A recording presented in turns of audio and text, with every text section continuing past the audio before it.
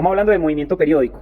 ¿Qué es lo que hablamos sobre movimiento periódico? Tres ejemplos que propusimos para el movimiento periódico. El primero es el movimiento circular. Por ejemplo, esta lentejita que está moviendo una trayectoria circular. Aquí está. Cada cierto tiempo repite el movimiento. En un segundo ejemplo de movimiento periódico, proponemos, por ejemplo, el movimiento del péndulo. El movimiento del péndulo, el objeto va y vuelve, va y vuelve. Entonces son cosas que se repiten con respecto al tiempo, por eso hablamos de movimiento periódico. Este resorte, si yo estiro este resorte en esta posición, aquí está, en esta posición, él va oscilando, va pasando por todas estas posiciones, vuelve aquí y sigue oscilando hacia acá, hacia acá, hacia acá, va y vuelve, va y vuelve, va y vuelve respecto a la posición de equilibrio. De eso hablamos movimiento periódico. Para el movimiento periódico, simplemente vamos a definir tres conceptos. Un ciclo. El objeto recorre todas las posiciones posibles y regresa al inicio. Entonces, si parte desde el movimiento circular desde esta posición que llamamos T0, él va y recorre todas las posiciones posibles y vuelve a llegar a ella, entonces completó un ciclo. Entonces aquí va un ciclo, 2 ciclos, 3 ciclos, dependiendo la cantidad de vueltas que dé. También se le llama revoluciones, también pueden ser revoluciones. Periodo. El periodo es el tiempo que tarda en completar un ciclo. Si vemos la lentejita, cuánto se demora para recorrer toda la circunferencia completa, a eso le llamamos periodo. Y la frecuencia sería el número de ciclos que realiza en un segundo. Si en un segundo realiza 5 vueltas completas, entonces decimos que su frecuencia es 5 hercios o 5 segundos a la menos 1. Para eso, pues definimos dos formulitas que nos dice que el periodo va a ser igual a tiempo sobre número de ciclos, porque en muchos casos, por ejemplo, en el experimento del péndulo simple, muchas veces tomamos para 3 ciclos. Entonces, si se demora 15 segundos para hacer 3 ciclos, ¿cuánto se demora para hacer solo un ciclo? Entonces, 15 dividido 3 nos da 5 segundos, ese sería el periodo. Y la frecuencia sería el número de ciclos sobre tiempo. Si por ejemplo en el movimiento circular realiza 12 ciclos en 8 segundos, entonces al simplificar, ¿cuánto realiza en un solo segundo? ¿Cuántos ciclos realiza en un segundo? Sería 3 medios. Este segundo, si ustedes lo observan acá, este segundo está segundo a la 1, y si yo lo subo me quedaría segundo a la menos 1. Por eso las unidades de la frecuencia son segundos a la menos 1 o hercios. Bueno, ahora vamos a hablar del movimiento circular uniforme. Características del movimiento circular uniforme. Que el tiempo que tarda en completar un ciclo siempre va a ser el mismo, que la fuerza que está realizando, que logre que ese objeto se mueva con un movimiento circular uniforme, en este caso, si hablamos de un disco atado a una cuerda de longitud R, entonces la fuerza que hace que ese objeto se mueva de forma circular sería la tensión de la cuerda, y esa tensión de la cuerda sería la fuerza neta. Si yo voy a graficar esa tensión de la cuerda en varios puntos de la trayectoria, pues vamos a tener que esa tensión de la cuerda va a permanecer constante. Va a ser fuerza neta, pero siempre va a ser radial, siempre va a ir hacia el radio. Si no se observa de que el vector fuerza neta es constante, es porque no tengo cómo medirlo acá, pero ahí está, fuerza neta constante. ¿Qué es lo que está variando de la fuerza neta? Pues el vector está variando, fuerza neta va variando, pero es constante en su magnitud. Si ese es el vector fuerza neta, también me interesaría graficar el vector aceleración. Sabemos que el vector aceleración va en la misma dirección de la fuerza neta, y por la segunda ley de Newton, si la fuerza neta es constante en magnitud, la aceleración también va a ser constante en magnitud. Por eso voy a dibujar el vector aceleración, que también es radial, va en la dirección del radio. Ahí está, el vector aceleración radial, también es igual en magnitud, pero varía en la dirección. Si ustedes están observando acá, el vector aceleración va a tener ya dos componentes, porque si yo quiero descomponer el vector aceleración, me va a dar una aceleración en X y una aceleración en Y. Y la suma de estos dos vectores, AX y AY, es la que da la aceleración en un punto determinado. Bueno, ahora la velocidad. ¿Qué pasa con la velocidad en el movimiento circular uniforme? La velocidad sabemos que va en la dirección de la trayectoria, esta velocidad tangencial, y esta velocidad tangencial, por ejemplo, la velocidad en este punto, está.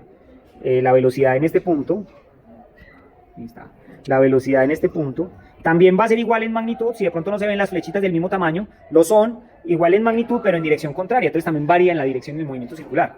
Bueno, aquí hay una idea muy importante que toca conversar, y es que cuando hablamos de fuerza centrípeta, esa es la fuerza que logra que el objeto se mueva en una trayectoria circular, pero no es una nueva fuerza. Realmente cuando hablamos de fuerza centrípeta, estamos hablando de cuál es la fuerza que está haciendo que el movimiento sea circular. En este caso, ¿cuál es la fuerza que está haciendo que el movimiento sea circular? La tensión.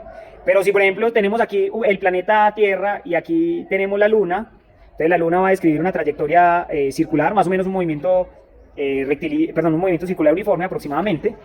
¿Cuál es la fuerza que actúa de fuerza centrípeta acá? ¿O cuál es la fuerza que hace que el objeto describa esa trayectoria circular? La gravitacional, esa fuerza gravitacional que tenemos acá. Y esa es la fuerza que es constante en toda la trayectoria, que esa es la que hace de fuerza centrípeta. Entonces no vayan a pensar que la fuerza centrípeta es una nueva fuerza, no lo es. Es la misma, hay que pensar cuál es la fuerza que está actuando como fuerza centrípeta en el ejercicio. Bueno, ya identificando los movimientos, los vectores, aceleración, velocidad, vamos a definir una nueva magnitud física que se llama velocidad angular. Esa velocidad angular nos va a indicar cuánto ángulo barre el objeto con respecto al tiempo. O sea, por ejemplo, va a partir desde aquí, desde T0, entonces hace un ciclo completo. Aquí lo está barriendo, barriendo, barriendo, barriendo, barriendo, barriendo, barriendo, barriendo. ¿Cuánto ángulo barrió? Barrió en total 2pi. ¿Y cuánto tiempo se demoró para barrer esos 2pi? Se demoró el tiempo que tarda en recorrer un ciclo, que es periodo. Entonces nos queda 2. Aquí nos tiene una primera ecuacióncita. Pero ese es un caso general, que lo pueden usar siempre. Pero la velocidad angular también va a ser igual a ¿quién? Digamos a un caso específico, que es el de un ángulo pequeño aquí, un ángulo teta, en radianes. Ese ángulo teta en radianes, entonces ¿cuánto está barriendo? Está barriendo teta radianes, ¿y cuánto tiempo se demora para recorrer eso? Entonces decimos que la velocidad angular va a ser igual a teta radianes sobre el tiempo que tarda en recorrer ese ángulo. Despejando, nos queda que WT va a ser igual a teta radiana. Bueno,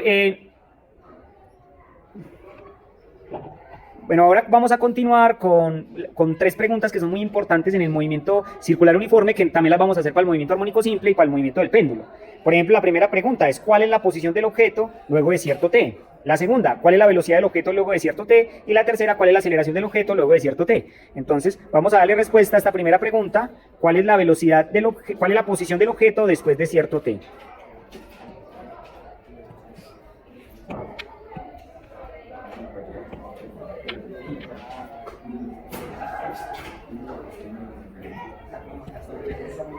Listo. Para encontrar la posición del objeto de cierto t en trigonometría sabemos lo siguiente. Aquí está la partícula, está en una posición, hagámosla mejor acá, en esta posición. Aquí está. ¿Cuáles son las coordenadas cartesianas de la posición de este objeto? X, Y. Pero si ustedes observan, aquí tenemos una distancia que llamamos X, que es su proyección, y este ángulo θr, entonces ¿cuál es en este caso para el ángulo θr, X es el cateto ¿quién? Es el cateto adyacente. Entonces sabemos que X, por la misma descomposición del vector R, sabemos que esa posición va a ser igual a ¿quién? Por la descomposición de este vector, va a ser igual a R por el coseno de θ. Entonces ese X es coseno, entonces nos da R por coseno de θ en radianes, y Y sería R seno de θ en radianes.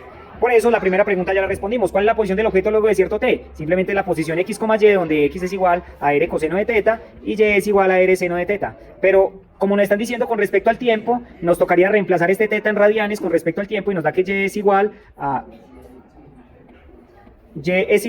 r coseno de wt. Y aquí, perdón, este es x. Y y es igual a r seno de wt. Bueno, ya sabemos la pregunta, ¿cuál es la posición del objeto luego de cierto t? Está ahí. Para darle respuesta a la segunda pregunta que deberíamos de hacer, si yo ya tengo la posición de la partícula después de cierto t, lo único que tendría que hacer para darle respuesta a la segunda pregunta de cuál es la velocidad después de cierto t es derivar la ecuación de posición con respecto al tiempo. Entonces vamos a derivar la posición x con respecto al tiempo. Entonces al derivar la posición x con respecto al tiempo nos queda la velocidad, pero la velocidad en el eje x. Y la velocidad en el eje x es, voy a derivar la ecuación de posición con respecto al tiempo. ¿Cuál es la derivada de r coseno de wt? Sabemos que la derivada del coseno es menos seno, entonces nos queda menos r seno de wt y lo multiplico por la derivada interna, en este caso la derivada interna es w, de tal forma que v de x va a ser igual a menos r w seno de wt. Lo mismo hacemos con derivar la posición y con respecto al tiempo. Entonces al derivar la posición y con respecto al tiempo nos da la derivada del seno es coseno, entonces r coseno de wt por la derivada interna que es w. Entonces aquí la velocidad en y sería igual a ¿quién? A rw coseno de wt. Si yo quisiera calcular cuánto vale v vectorialmente, pues yo ya sé cuánto vale v de x y v de y en cualquier punto. Si yo quisiera calcular cuánto vale v, pues es la descomposición del vector. Vea que el vector v se descompone como un vector v de y un vector v de x. Si yo lo sumo vectorialmente voy a saber cuál es ese vector velocidad en un t determinado. Ahora, ¿cuál es la aceleración del objeto luego de cierto t? Para calcular la aceleración del objeto luego de cierto t, tocaría derivar la velocidad en x con respecto a t y la velocidad en y con respecto a t. De esa forma vamos a encontrar la aceleración en x y la aceleración en y. Al derivar la velocidad en x con respecto a t, esto va a ser igual a la derivada del seno. La derivada del seno es coseno, entonces nos queda menos r w coseno de wt por la derivada interna que es w. Y al resolver entonces la aceleración en x sería igual a menos r w cuadrado coseno de wt. Y si derivamos la velocidad en y con respecto al tiempo, entonces nos da La derivada del coseno es menos seno, entonces nos quedaría menos r w seno de wt por la derivada interna que es w, de tal forma que la aceleración en y va a ser igual a menos r w cuadrado seno de wt. De esa forma podríamos dar respuesta a cuál es la aceleración en un punto dado. Pero presten atención en esta última idea. Yo estoy interesado en saber cuál es la magnitud de v. ¿Qué pasa con la magnitud de la velocidad y con la magnitud de la aceleración? Si ustedes observan en el gráfico, la magnitud, o sea, el tamaño del vector aceleración no varía. No varía el tamaño del vector aceleración. Tampoco varía el tamaño del vector velocidad. Entonces yo quisiera saber cuál es el tamaño de ese vector, no cuánto vale el vector, porque el vector tiene dirección y ahí sí tendríamos que hallar cuánto vale v de x y v de y. Necesitaría saber cuánto vale simplemente el vector. Entonces me voy a concentrar en este punto. Voy a concentrarme en este punto donde sabemos que t es igual a 0. T es igual a 0. Donde t es igual a 0. ¿Qué sabemos acá? Que el ángulo que ha barrido el movimiento es un ángulo 0. Un ángulo 0. Del t0 el ángulo va a ser 0. Voy a dibujar el vector aceleración.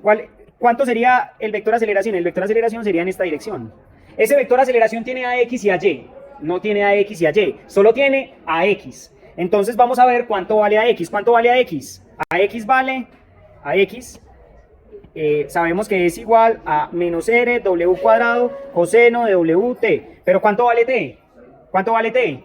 0, porque estamos hablando en este punto, Entonces, si t vale 0 en este punto, ¿cuánto es el coseno de 0? El coseno de 0 sabemos que da 1. Entonces, la aceleración en magnitud simplemente sería menos r w cuadrado. O sea, ¿cuánto es el tamaño de la aceleración? Si quisiéramos saber cuánto es la aceleración, sí tocaría hacer a x y a y en cualquier t. Pero como la aceleración en magnitud es constante, entonces no varía. Lo mismo pasa con la velocidad. Con la velocidad en este punto, voy a dibujar la velocidad en este punto, y la velocidad en este punto es este vector que va hacia abajo. Toda esta velocidad es y. Y como esa velocidad es y, entonces me concentro solo en la velocidad en y. ¿Cuál es la velocidad en y? La velocidad en y sería igual a rw coseno de wt. ¿Pero cuánto vale t? 0, y el coseno de 0 da 1. Entonces la velocidad en magnitud simplemente sería rw.